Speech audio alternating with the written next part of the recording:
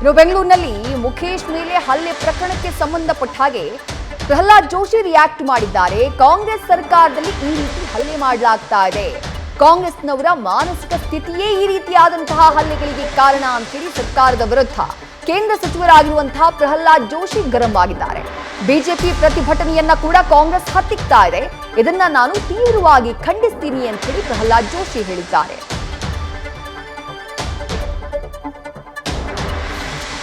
ಹನುಮಾನ್ ಚಾಲೀಸ್ ಹಾಕಿದ್ದಾರೆ ಅನ್ನೋ ಏಕೈಕ ಕಾರಣಕ್ಕೆ ಮುಖೇಶ್ ಅನ್ನೋರ ಮೇಲೆ ಹಲ್ಲೆ ಆಗಿದೆ. ಹಲ್ಲೆ ಅದು ಅನೇಕ ಗಂಟೆಗಳ ತನಕ ಮಾಧ್ಯಮದಲ್ಲಿ ವರದಿ ಬಂದಿರೋ ಪ್ರಕಾರ FIR ರಿಜಿಸ್ಟರ್ ಸರಿಯಾಗಿಲ್ಲ, ಬೇಗಾಗಿಲ್ಲ. ಆಮೇಲೆ ತೀವ್ರ ಒತ್ತಡದ ನಂತರ FIR ಆಗಿದೆ. ಈಗೂ ಸಹಿತ ಅದನ್ನು ಎಷ್ಟು ನಾವು ಮಂದಿನ ಜನರನ್ನ ಅರೆಸ್ಟ್ ಮಾಡಿದ್ದೀವಿ, ಯಾವ ಸಂಗತಿಗಳನ್ನು ಬಾಯ್ಬಿಡ್ತಾ ಇಲ್ಲ.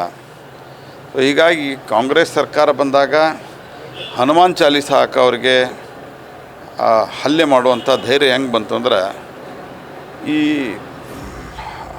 ವಿಧಾನಸೌಧದಲ್ಲಿ ಪಾಕಿಸ್ತಾನ ಜಿಂದಾಬಾದ್ ಅಂದಾಗ ಅವರನ್ನು ಸಂರಕ್ಷಿಸುವಂಥ ಕೆಲಸ ಕಾಂಗ್ರೆಸ್ ಸರ್ಕಾರ, ಕಾಂಗ್ರೆಸ್ ಪಾರ್ಟಿ ಮಾಡ್ತು.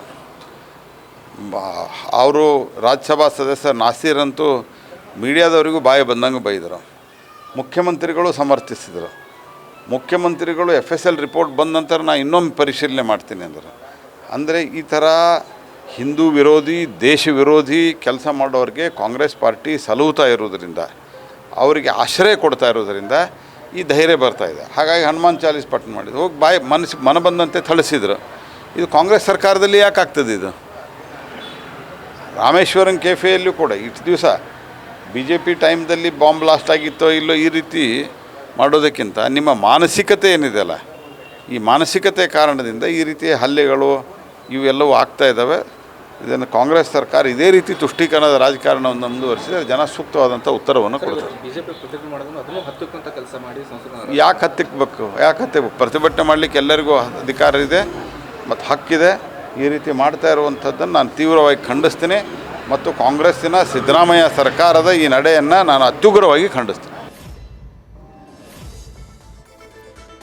ನಗರಪೇಟೆಯಲ್ಲಿ ನಡೆದಂತಹ ಹನುಮಾನ್ ಚಾಲೀಸಾ ವಿಚಾರವಾಗಿ ಇವತ್ತು ನಡೆದಂತಹ ರ್ಯಾಲಿಗೆ ಸಂಬಂಧಪಟ್ಟ ಹಾಗೆ ಆದಂತಹ ಬೆಳವಣಿಗೆಗಳನ್ನು ಗಮನಿಸಿದ್ರೆ ನೀವು, ಬೆಳಗ್ಗೆಯಿಂದಾನು ಬಹಳ ದೊಡ್ಡ ಮಟ್ಟದಲ್ಲಿ ಆಕ್ರೋಶವನ್ನ ವ್ಯಕ್ತಪಡಿಸುವಂತಹ ಕೆಲಸ ಆಯಿತು ನಗರಪೇಟೆಯಲ್ಲಿ. ಮುಖೇಶ್ ಮೇಲೆ ನಡೆದಂತಹ ಹಲ್ಲೆ ಪ್ರಕರಣಕ್ಕೆ ಸಂಬಂಧಪಟ್ಟ ಹಾಗೆ, ಜೊತೆಗೆ ಬಿಜೆಪಿ ನಾಯಕರು ರಾಜ್ಯ ಸರ್ಕಾರದ ವಿರುದ್ಧ ಆಕ್ರೋಶವನ್ನ ವ್ಯಕ್ತಪಡಿಸುತ್ತಿದ್ದಾರೆ. ಇದೇ ವಿಚಾರಕ್ಕೆ ಸಂಬಂಧಪಟ್ಟ ಹಾಗೆ